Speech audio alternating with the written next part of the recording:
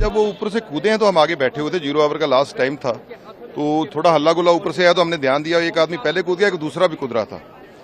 तो जो पहले कूद गया वो ऊपर से स्पीकर की तरफ बढ़ रहा था और वो हल्ला गुल्ला कर रहा था। वो उसने जूता उतारना शुरू किया, जूते में कोई चीज थी, तो जब उसने शुरू किया उसको वो पकड़ा गया, बेनीवाल थे, उन्होंने उनके जब पास पहुंचा उन्होंने पकड़ लिया। तो फिर मेरे को था कि एक दूसरा भी है पीछे। जब हम वहां तक पहुंचे तो उसने वो बम टाइप था, कुछ स्मोक सा निकल रहा था, ये पीले रंग का बहुत धुआं था, ये बिल्कुल वही लगा है। उसी को मैंने फिर पकड़ के उसको शीन के बाहर तक फेंकने शुरू किया ताकि वो एक पता नहीं लग रहा था क्या है, तो लेकिन सबकी सुरक्षा का मामला था, तो फिर उतनी देर को सब लोग आ गए और उन्होंने पकड़ा। अब सिक्योरिटी के दायरे में। स्मेल कैसी है आपको लग रहा हो? मैं ले ही नहीं रहा स्मेल, मैं तो धोने जा रहा था लेकिन स्पीकर साहब ने बोला अभी नहीं धोने का, तो फिर मैं तो भी नहीं धोया।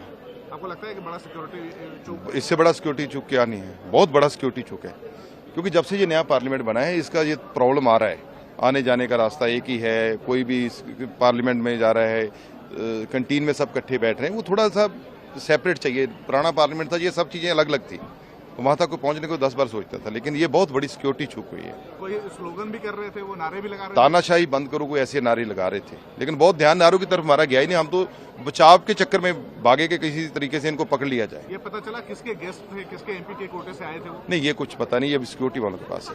सर, पूरे विश्व में क्लाइमेट चेंज की वजह से जो बदलाव आ रहा है पूरे विश्व में, उसके बारे में बात करना चाहती हूँ। हमारे देश में हाल ही में हिमाचल में बहुत बारिश हुई, सब कुछ बह गया, लोग हाहाकार बच गया। उसके बाद में चेन्नई में हुआ और महाराष्ट्र में हाल ही में हमारे बहुत बारिश हो गई। पहले तो बारिश नहीं थी इसलिए हम परेशान थे कि बारिश नहीं है, हम कैसे करेंगे, किसानों का खास तौर पे।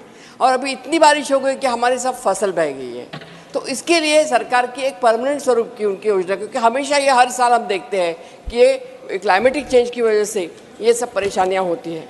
सर, निसर्ग का असमतोल और ये जो हाहाकार हो रहा है उसमें हमें मदद करने के लिए सरकार ने प्रधानमंत्री फसल योजना लाई, बीमा योजना, लेकिन वो पूरी तरह फंसी हुई बीमा योजना है। परसों ही मेरे खुद के क्षेत्र में बीड़ में 54 रुपये आए बीमा के, और उसके फिर लोगों ने जुलूस निकाला उनका कि देखो सरकार ने 54 रुपये हमें दिए हैं। तो इस तरह से किसान सब तरह से मारा जा रहा है। पानी से कभी पानी नहीं है इसलिए, कभी उनको परेशानी होती है कि सरकार उनको एमएसपी बार बार बोल के भी एमएसपी लीगलाइज नहीं हुई है। एमएसपी लीगलाइज करना आवश्यक है।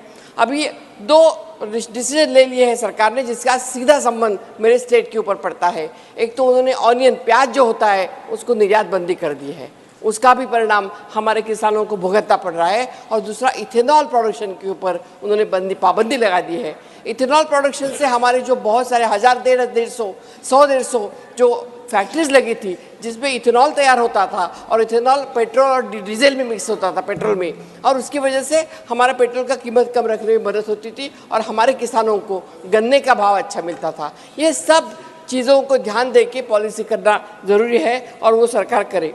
मुझे यहाँ आपको रिक्वेस्ट करना है, अनुमोदन करना है मुझे कि आज हिंदुस्तान में किसान सब तरह से शहीद अगर किसानों के पीछे लग जाए तो ये कौन से देश को शोभा लग देता है। अगर मेरे पिताजी शहीद हुए थे स्वातंत्र संग्राम के लिए तो मुझे अभिमान लगता है, लेकिन मेरे पिताजी शहीद हुए किसानों की लड़ाई लड़ते हुए, वो भी आज़ाद हिंदुस्तान में। ये इस देश में हो रहा है, उसके लिए ध्यान देना ज़रूरी है। और मुझे लगता है कि आजकल के जो वातावरण है, जो लोगों को गुस्सा आ रहा है, जो यूथ जनरेशन हमारी फ्रस्ट्रेटेड है, इसका कारण ही यही है कि इकोनॉमिकली उनके हाथ में कुछ नहीं है, फ्रस्ट्रेटेड है। एजुकेशन की कीमतें बढ़ गई है, प्राइवेट एजुकेशन हो गया है, और सबसे बड़ी बात है कि किसानों को जब तक इन्होंने वायदा किया था 2022 में हम दुगनी उत्पन्न करेंगे, प्रधानमंत्री जी ने किया था जब 14 में चुन के आए, तो 2022 से दुगनी, कहाँ हुई दुगनी उत्पन्न? नहीं हुआ हमारा दुगना प्राइस। तो ये कहाँ हो गया? सबके नीचे आ रहे प्राइस, आप क्या बोल रहे हैं? तो इसके लिए मैं रिक्वेस्ट करना चाहूँगी कि इसको हमने